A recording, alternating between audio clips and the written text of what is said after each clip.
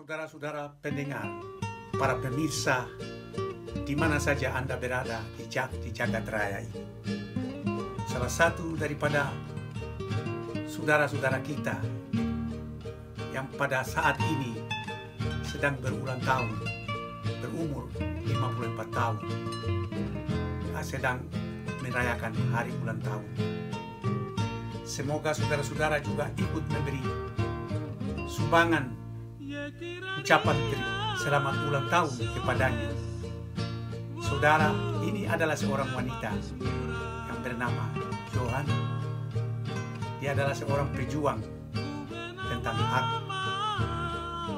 untuk masyarakat yang tertindas di antara warga Papua.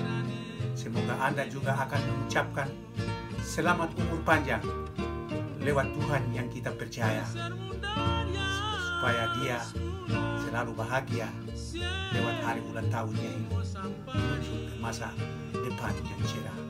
Di dalam nama Tuhan kami mengucapkan selamat merayakan hari ulang tahun yang ke-54 saudari Yohana. Selanjutnya akan kami berikan kepadanya sebuah lagu untuk memeriahkan hari ulang tahun, lagu Papua yang akan menyenangkan hatinya.